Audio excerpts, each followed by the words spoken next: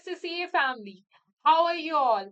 Guys, so exam time जो है आ चुका है and exam time that means कि अब कमर कसने का टाइम आ चुका है और प्रोफेशनल लेवल की डेट शीट में देखा जाए तो सबसे पहला पेपर आता है एडवांस ऑडिटिंग एंड एश्योरेंस का पेपर। देखो, ऑडिटिंग जो है एक बहुत ही खास पेपर है मार्क्स वाइज, बट कहीं ना कहीं बच्चे जो है यहाँ पर बहुत ज्यादा प्रॉब्लम फेस करते हैं और उसके पीछे कहीं ना कहीं एक बहुत बड़ा रीजन है। वो ये है कि आप जो है एग्जामिनेशन में एक अप्रोच नहीं फॉलो करते हैं and that is the approach of being an auditor. तो एक एवरेज आंसर और एक बहुत अच्छे आंसर्स में डिफरेंस यही होता है कि आपका थॉट प्रोसेस एग्जामिनर के अकॉर्डिंगली होना चाहिए और इसी के लिए हम जो है एसएससी का एक बहुत इंपॉर्टेंट रिसोर्स जो है यूज करते हैं, जो कि होता है हमारा एग्जामिनर रिपोर्ट। साल में 2 बार एग्जामिनर रिपोर्ट आता है एंड इस बार हमारे पास लेटेस्ट एग्जामिनेशन रिपोर्ट यानी कि मार्च जून 2026 का एग्जामिनर रिपोर्ट जो है अवेलेबल है एंड आज के सेशन में हम जो है इस एग्जामिनेशन रिपोर्ट का यूज करने वाले हैं। एग्जामिनेशन रिपोर्ट को यूज करने का एक स्पेसिफिक क्राइटेरिया होता है। क्राइटेरिया क्या है कि आपको जो है सबसे पहले वही वाला पेपर जो है मेरे अकॉर्डिंगली सॉल्व करना चाहिए एंड देन फिर उसका सजेस्टेड आंसर देखना चाहिए एंड देन उसके बाद इस एग्जामिनेशन रिपोर्ट को देखना चाहिए सो दैट कि आप ये समझ पाएं कि जिन मिस्टेक्स के बारे में एग्जामिनर बोल रहे हैं क्या एग्जैक्टली आप भी ऐसा करें, क्योंकि आपका थॉट प्रोसेस जो है तभी डेवलप हो पाएगा अगर आप वो सिंकिंग जो है अच्छे से कर पाएंगे। And I highly recommend before sitting for your SSC examination at least 3 examination report जरूर होनी चाहिए, बिकॉज इसमें होती है मिस्टेक्स, कुछ सजेशंस जो कि एग्जामिनर देता है एंड वो ये बताता है कि पूरा क्वेश्चन डेवलप करने के टाइम पे, एक क्वेश्चन पेपर को चेक करने के टाइम पे मेरा थॉट प्रोसेस क्या था and what you should attempt in your paper and what are the don'ts which you never should attempt in your paper। तो बेसिकली क्या है कि एग्जामिनर खुद आके बता रहा है कि बच्चों ये जो है लाइक कुछ टिप्स हैं, इनको समझ लीजिए और इन्हीं टिप्स को ध्यान में रखते हुए अगर आप पेपर करोगे तो आप जो है पेपर में पास हो जाओगे। तो देखिए एग्जामिनर जी हमारे पास खुद आ रही है, इससे ज्यादा क्या चाहिए। तो आज के सेशन में मैंने आप लोगों के लिए थोड़ा सा होमवर्क करके रखा है और वो होमवर्क क्या है कि आपके लिए की पॉइंटर्स जो है डेवलप करके रखे हैं अपना जो लेटेस्ट एग्जामिनेशन रिपोर्ट है ट्रिपल ए का उसके, so that I can guide you कि what mistake you should avoid during your SSC journey, specifically talking about triple A paper. तो चलिए पहले एक बार जो है एग्जामिनर रिपोर्ट देखते हैं एंड देन उसके बाद मैं आप लोगों को की क्रक्स पॉइंट्स बताऊंगी इस एग्जामिनेशन रिपोर्ट के, जिसकी हेल्प से जो है आप जल्दी से समझ जाएंगे कि एग्जामिनर ने क्या डूज एंड डोंट्स जो है आपके साथ शेयर किए हैं।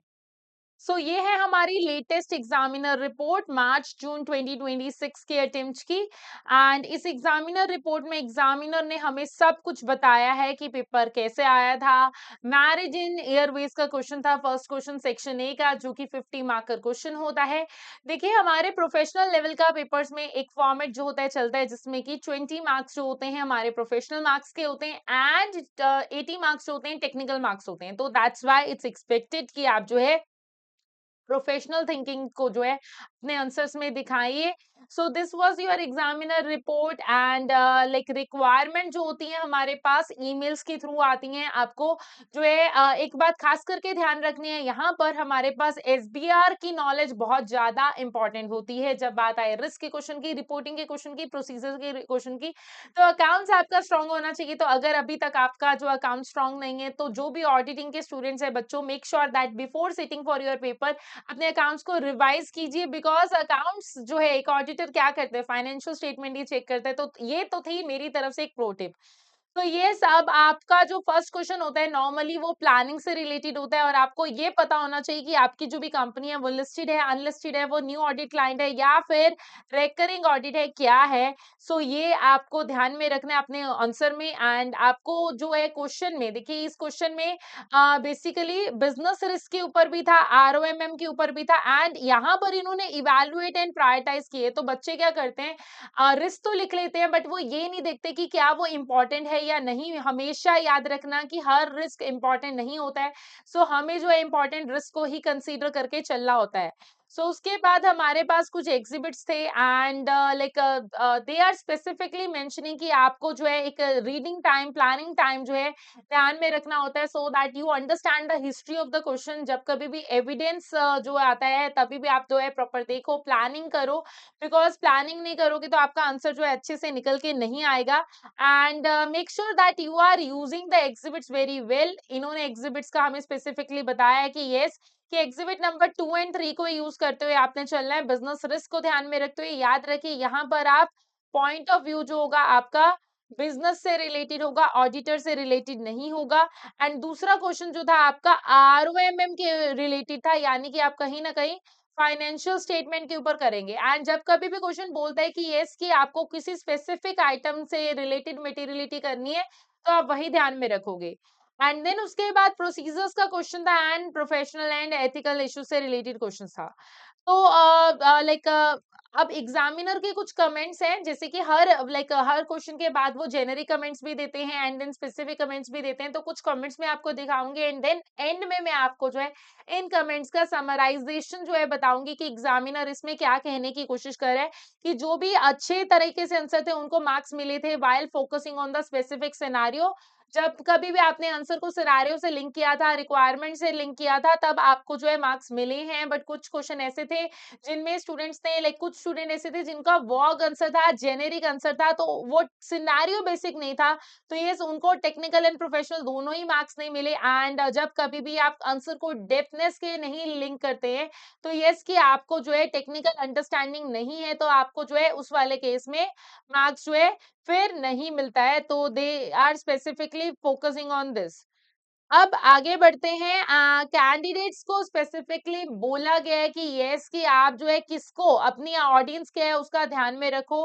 एंड देखिए पॉइंट्स जो है बेसिक नहीं होने चाहिए। ऑडिट रिस्क क्या है, ऑडिट रिस्क है तो देखिए ऑब्वियसली आप मेटीरियलिटी कैसे कैलकुलेट कर रहे हो, तो ये सारे पॉइंट्स जो है लाइक जो है पता होने चाहिए।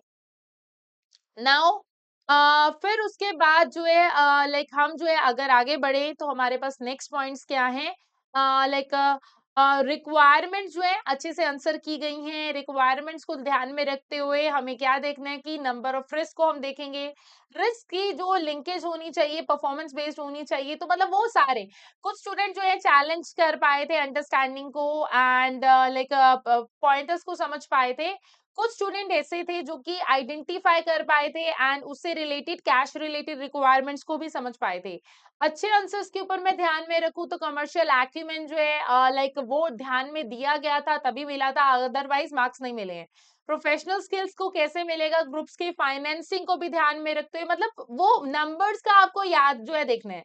And risk regarding to, like जैसे कि पैसेंजर का रिगार्डिंगली था, फ्लाइट डिले होगी तो क्या होगा, तो यस ऑब्वियसली उससे इम्पैक्ट क्या पड़ेगा, वो रिस्क है, क्यों वो रिस्क है एंड वो कैसे इम्पैक्ट कर सकता है।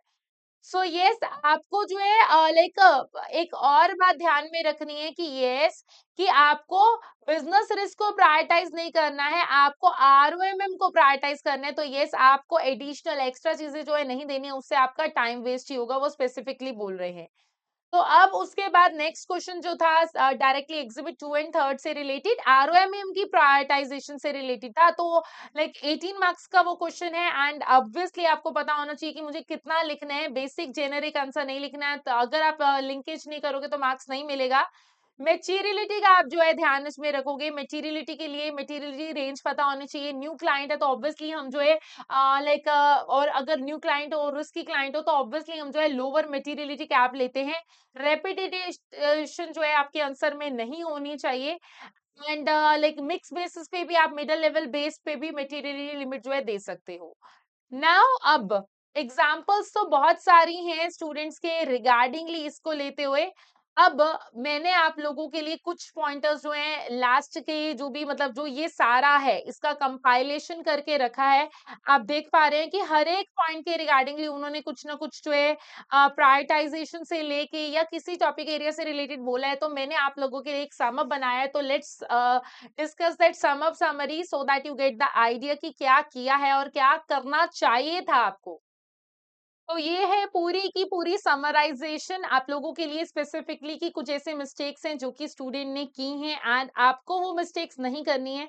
तो पहला तो क्या है, it's all about generic answer. Student ने क्या किया है कि यस कि ये रिस्क है क्योंकि वो मटेरियल मिसस्टेटमेंट एंड ये रिस्क है and there could be material misstatement, या फिर कोई ब्रीच है या फिर प्लानिंग पुअर है। तो ये बेसिक नहीं है, ये मतलब आप इतना बेसिक आंसर नहीं लिख सकते हो। एग्जामिनर आपसे क्या चाहता है, कैसा आंसर जो है आपसे एक्सपेक्ट करता है कि आपको इश्यू बताना है, फिर ये बताना है कि वो इश्यू मैटर क्यों करता है एंड सिनेरियो स्पेसिफिक इम्पैक्ट होना चाहिए एंड उसका ऑडिट पे क्या इम्प्लीकेशन होगा। जैसे कि लाइक आपने बताना है कि यस कि like audit planning was completely only shortly before the interim audit. This suggests that the insufficient time may have been available throughout the risk assessment, increasing the possibility that significant risks were not identified and appropriately addressed. So हमने बताया कि ये था तो इसके कारण ये हुआ। तो बेसिकली आपको क्या करना है, इश्यू को आइडेंटिफाई करो एंड उसको इवेल्युएट करो। अगर आप ये नहीं करोगे तो आपको जो है मार्क्स नहीं मिलेगा या बहुत थोड़ा ही मार्क्स मिलेगा। एंड अगला पॉइंट जो एग्जामिनर आपके लिए बोल रहा है कि यस कि आपको जस्ट रिस्क को नेम नहीं करना है, उसको इवेल्युएट भी करना है। एंड ये स्पेसिफिकली अगर बात की जाए आरओएमएम जैसे क्वेश्चन में बहुत इंपॉर्टेंट है। स्टूडेंट ने बोल दिया कि अच्छा रेवेन्यू जो है सिग्निफिकेंट है because revenue could be overstated, तो ऐसा आंसर लिखोगे ये तो डबल ए के लिए भी सही नहीं है। तो आप क्यों बोल सकते हो कि अच्छा revenue is likely to be overstated, because management के पास हो सकता है कि एक इंसेंटिव हो कि मैं रेवेन्यू जो है जान करके बढ़ाऊं ताकि अपने प्रॉफिट टारगेट्स को मीट कर सकूं एंड जिसके कारण रेवेन्यू जो है लाइक जो है इसको बिफोर प्रॉफिट परफॉर्मेंस ऑब्लिगेशन से पहले दिखाया गया है एंड जिसके कारण रेवेन्यू ओवरस्टेटेड है, प्रॉफिट ओवरस्टेटेड है। तो हर एक आरओएमएम के क्वेश्चन में आपको बताना है what is this, why it is this, उसका इंपैक्ट क्या है, असर्शन एंड उसकी का सिग्निफिकेंट आपके आंसर में ये होना चाहिए। एंड ये स्टूडेंट काफी डीपली नहीं बोल रहे, तो एग्जामिनर स्पेसिफिकली बोल रहे हैं कि आंसर में डेट मिसिंग है। स्टूडेंट जो है लाइक बता देते हैं ये फर्स्ट सेकंड थर्ड फोर्थ, ऐसा नहीं है, बट हर एक पॉइंट को आपको जो है प्रॉपर वेल डेवलप पॉइंट होना चाहिए। वो पॉइंट लिखोगे, उसका एक्सप्लेनेशन में करोगे, सिनेरियो से लिंकेज करोगे एंड वो अगर वो रिस्क है तो उससे क्या कॉन्सिक्वेंस होगा एंड साथ में मेक श्योर करो कि जब कभी भी लाइक कोई भी ऐसा कुछ क्वेश्चन होता है जो कि आरओएमएम या ऑडिट रिस्क से रिलेटेड होता है तो उसको फाइनेंशियल स्टेटमेंट से जरूर लिंक करना है, उसके इम्पैक्ट से जरूर लिंक करना है। तो ये आपके आंसर में जरूर होना चाहिए बच्चों।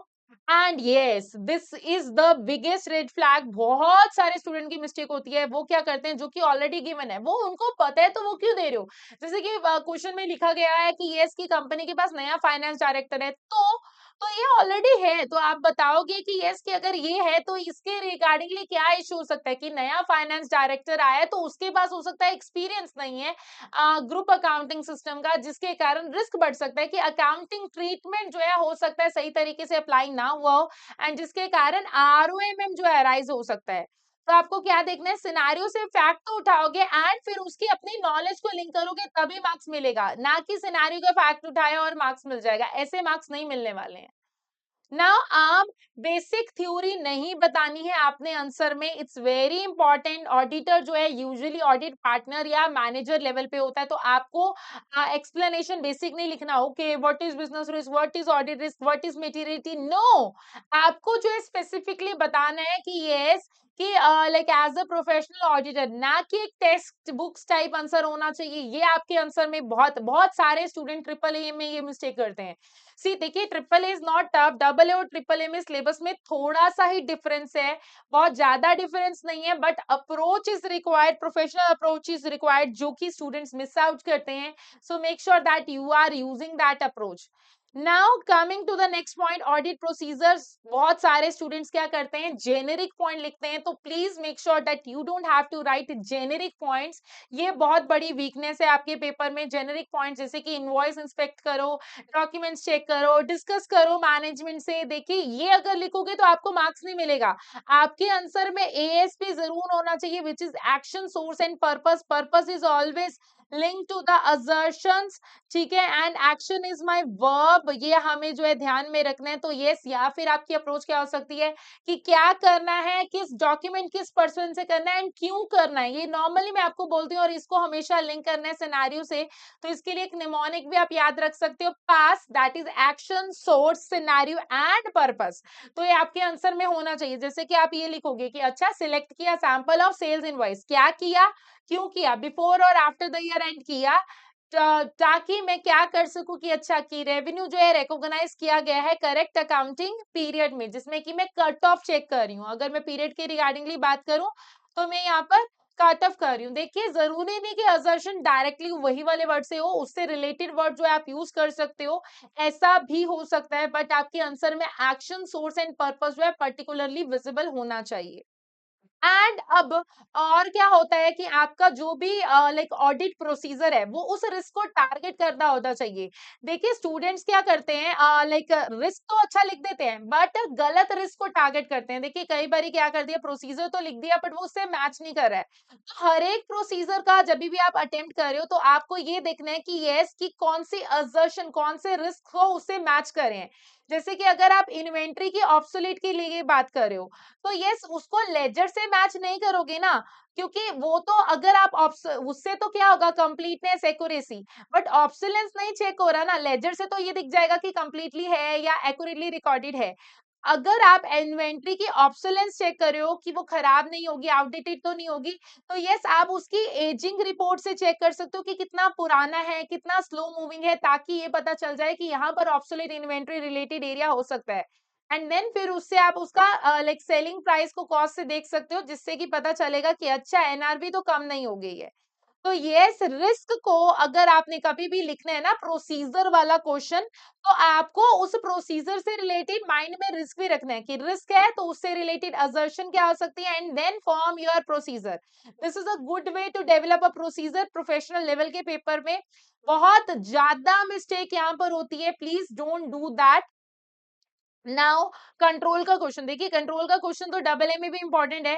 तो बहुत सारे स्टूडेंट की मिस्टेक्स क्या है, अब अगर यहाँ पर जो हमारी ये वाली एग्जामिनर रिपोर्ट थी क्वेश्चन 2 में ये आया था, बहुत वीकेस्ट एरिया था स्टूडेंट्स का। उन्होंने यही नहीं समझा कि ऑब्जेक्टिव ऑफ कंट्रोल टेस्टिंग क्या है, बल्कि ये तो डबल ए में भी है। तो आपको डिफरेंस पता होना चाहिए कि अच्छा walk through testing is not a control testing.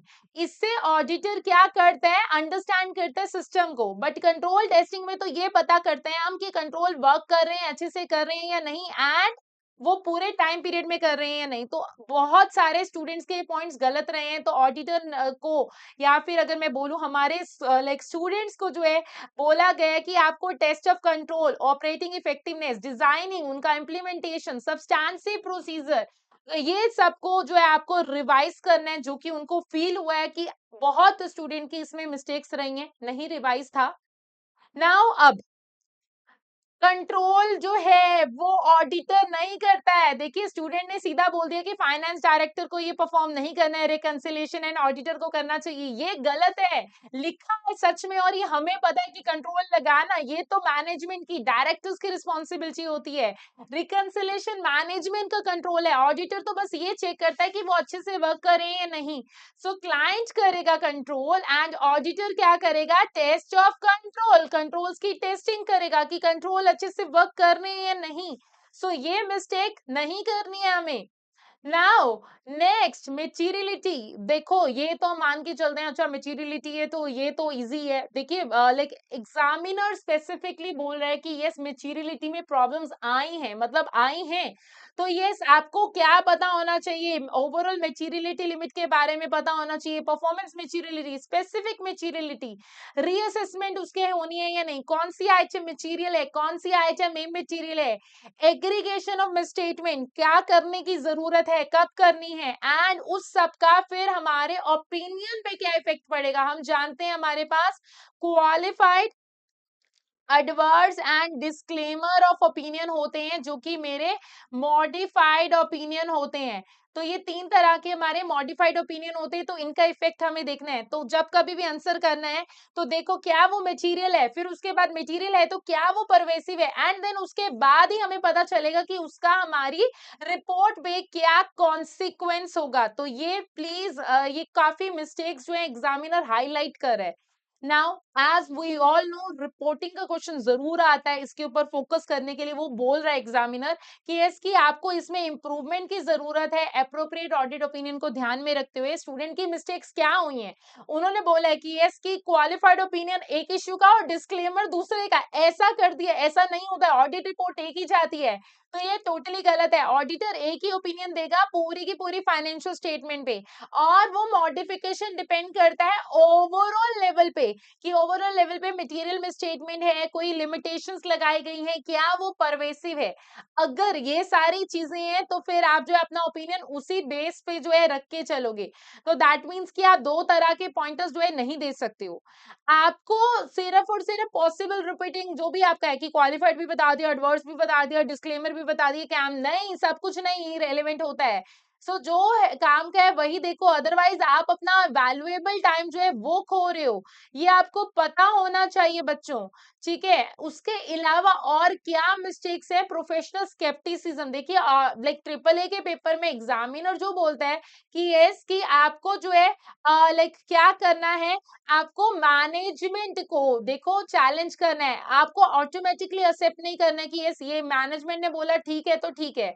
ठीक है, मैनेजमेंट बोल रहा है कि एक्सपायरमेंट इन्वेंट्री है बट वो भी बिक सकती है, पर नहीं ना, आप इसके ऊपर बिलीव नहीं कर सकते। एक अच्छा आंसर तो क्या होगा कि आपको मैनेजमेंट की असर्शंस के ऊपर टेस्ट करना है, चेक करना है, because maybe expiry date से बाहर है वो प्रोडक्ट। तो मैनेजमेंट अगर कह रही है एक्स है तो Y X might be wrong, ये आपको देखना है, and like what evidence could be there. उसके अलावा आपको जो है कमर्शियल अवेयरनेस जो है पता होनी चाहिए। तो अगर मैं आपके पास जो है कुछ पॉइंट्स बोलूं तो प्रोफेशनल स्किल्स के लिए, ठीक है, प्रोफेशनल स्किल्स के कुछ पॉइंट्स जो है आपके माइंड में होने चाहिए। तो एक तो आपका प्रोफेशनल स्केप्टिसिज्म हो गया, उसके अलावा कमर्शियल अवेयरनेस का पॉइंट जो है, अगर वो लाइक हमें कैसे जस्टिफाई करना है, तो ये व्हाट द स्टैंडर्ड से, आपको सिर्फ इतना नहीं पता होना चाहिए, बल्कि आपका आंसर होना चाहिए कि यस, कि उसका आपके क्लाइंट के बिजनेस के लिए क्या इफेक्ट हो सकता है। जैसे कि इसी क्वेश्चन में हमारे पास लीगल कॉन्सिक्वेंसेस, रेगुलेटरी कॉन्सिक्वेंसेस को लिए था।